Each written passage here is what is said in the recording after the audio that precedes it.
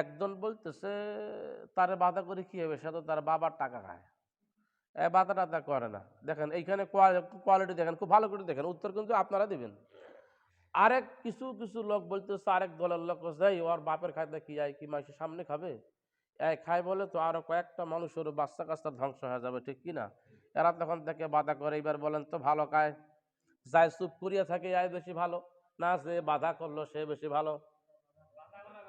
আল্লাহ বলেছে তোমাদের উভয় দলের মধ্যে হলো সেইটা হলো সর্বোত্তম দল, ইয়াদউনা ইলাল খায়র, যাদেরকে কল্যাণের দিকে আহ্বান করে, ভালো ভালো কাজের দিকে আহ্বান করে, ঠিক কিনা? সম্মানিত মুসল্লিবৃন্দ, এইবার দেখেন মানুষের সামনে দাওয়াত নিয়ে যায়। কিছু লোক আছে কল্যাণের দাওয়াত দেয়, ভাই আল্লাহর আইন চাই, সৎ লোকের শাসন চাই, আমার এই মার্কা খান নেন, ভোট দেন, আছে না নাই? আর কিছু মানুষ উল্টা দিকে যা দাওয়াত দিয়ে, ভাই এইটা দল করেন, আল্লাহর আইন আপাতত দরকার নেই, আছে না নাই? আপনি কোনটা দাওয়াত গ্রহণ করবেন? আল্লাহ বলতেছে উভয়ের মধ্যে হলো সেই জাতি উত্তম, যারা ইয়াদউনা ইলাল খায়র, কল্যাণের দিকে ডাকে, ভালো কাজের দিকে যারা ডাকে, এরা হলো সর্বোত্তম, ঠিক কিনা? এদের কাজ হলো ইয়ামুরুনা বিল মারুফ, সৎ কাজের আদেশ করবে, অসৎ কাজের এরা বাধা প্রদান করবে। সৎ কাজের আদেশ, অসৎ কাজের কি বাধা প্রদান করবে, নিষেধ করবে। বন্যার পানি দিয়ে এলাকা 6 লাখ, রাস্তায় 1 কোমর পানি, হয় না এরকম? হ্যাঁ, একবার বীরগঞ্জ থেকে ঝাঞ্জিরা যাওয়া যায় না, ঝাঞ্জিরা ওইদিকে রাস্তা নিচা,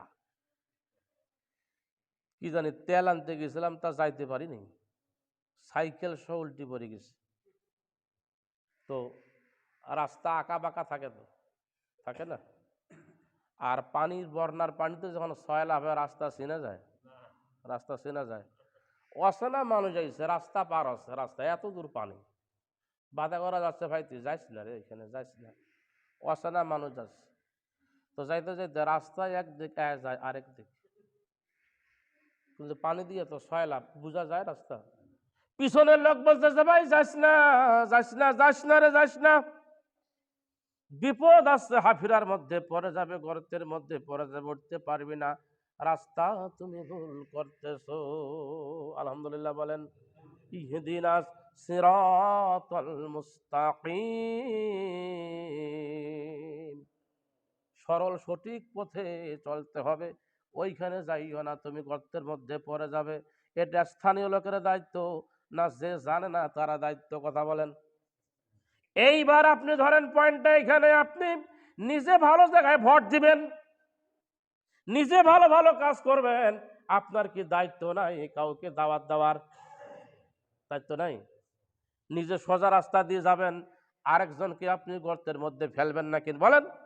আপনার চোখের সামনে আরেকজন বন্যার পানির রাস্তা ভুল করি আরেক দিকে গেছে, আপনি তাকে পড়তে দিবেন নাকি? কথা বলেন।